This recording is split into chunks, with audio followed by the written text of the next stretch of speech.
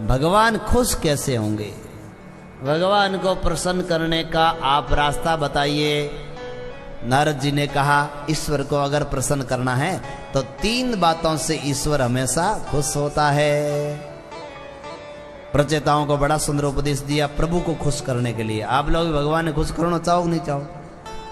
करना चाहो तो 3 बातों को याद रखना। क्या है? दयया सर्वभूतेषु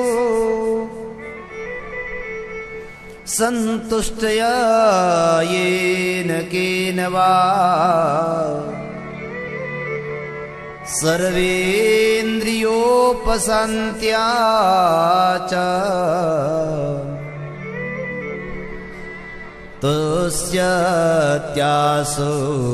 तुष्यत्यासुर्जनार्दन।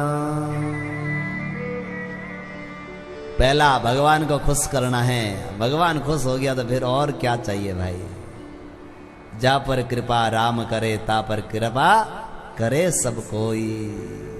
भगवान की कृपा, भगवान खुश हो गए तो फिर संसार में तो और किसी से कोई मतलब ही नहीं है। ऐसा दिव्य जीवन हो जाता है। तो भगवान को खुश करने के लिए पहला कर्म करना है दयया सर्वभूतेषु। दया रखना। किस पर दया करना? बोले अपने जान पहचान वाला है या नहीं है, सबके ऊपर समान रूप से दया भाव रखना। दया करो, दया करो, दया करो।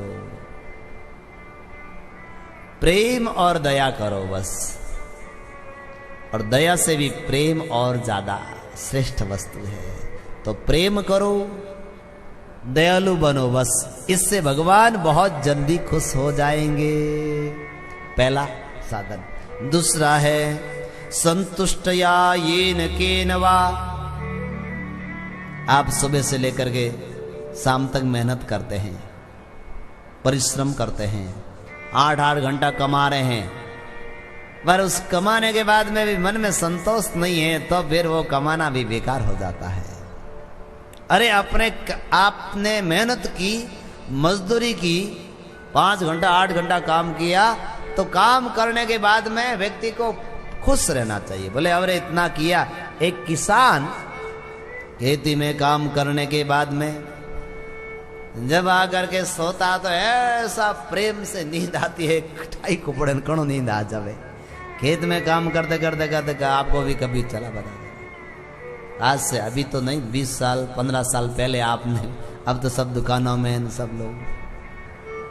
पर जब खेती का काम करते करते आए और सोए, पता ही नहीं चला कब सो गए, और 5 घंटे के बाद में ज्यों ही 4:30-5 बजे तुरंत उठ गए, उठ करके काम में लग गए एकदम। क्या वह जीवन था। और हमें तो महाराज पया भी घणी, पर नींद लेने वास्ते पाड़ो फोड़नो पड़े। कणी अटीने कणी उठीने तो भी नींद नहीं आवे, जने गोलियां खावनी पड़े नींद रे वास्ते। क्योंकि अपने कर्म से संतोष नहीं है। किसान बहुत खुश होता था, बोले वाह मेरी कितनी बढ़िया खेती है, इससे कितने लोगों का उपकार होगा। और उसी समय चिड़िया वगैरह सब लोग खाते थे, तो उससे किसान का अन्न बड़ा पवित्र हो जाता था। तो अपने मेहनत से, आपके कर्म से आपको खुश होना। और आप अपने मेहनत से खुश नहीं हुए तो संसार में आपके मेहनत से दूसरा लोग खुश नहीं होने वाले हैं, ध्यान रखना। आपका मन प्रसन्न होना चाहिए अपने कर्मों से बस। इससे भगवान बहुत जल्दी खुश हो जाते हैं। अरे भाई भगवान कटी बारे थोड़ी, भगवान तो रहे तो पर भीतर ही है ना, अंतरात्मा में। जब आप प्रसन्न होंगे अपने कर्मों से तो अंतरात्मा बड़ी तृप्त हो जाएगी, तो भगवान अंदर वाले खुश हो जाएंगे। और तीसरा कारण बताया सर्वेन्द्रियोपशांत्या। मनुष्य के लिए ऐसा विशेष कहा कि आपकी इंद्रियां हर चीज मांगेंगे। कोई रूप देखा, अरे बढ़िया ये तो मुझे मिल जाए तो बढ़िया है। कोई बढ़िया शब्द, अरे बढ़िया। खाने में चीज मिली, सामने देखी और जीव में पानी आने लग गयो कि अरे और चीज तो अपन मिल जाए तो बढ़िया है। अरे भाई शुगर की बीमारी कोई बात नहीं, दवाई खा ले, पर एक बार तो मीठो खाई लो। जीव मानता नहीं, मन मानता नहीं। तो उस मन को रोकना। बोले बहुत बार खाया तुमने मीठा, क्या मिला? और ये बहुत बार तुमने भोग भोगे, पर मिला क्या? हाथ में क्या आया? रोग के सिवा और कोई नहीं मिला। भोगे रोग भयम। ज्यादा व्यक्ति जब भोग भोगता है तो उसका जीवन में, शरीर में रोग उत्पन्न हो जाता है। इसलिए अपने इंद्रियों में संयम रखना। बोले अब बहुत भोग भोग लिया, अब तो भजन करना है, भजन करना है। अब अपने शक्ति को भजन में लगाना है। यह व्यक्ति अपने इंद्रियों को समझाता रहेगा, अपने मन को समझाता रहेगा और कहेगा, अरे मन अब तो तुम भगवान का भजन कर ले।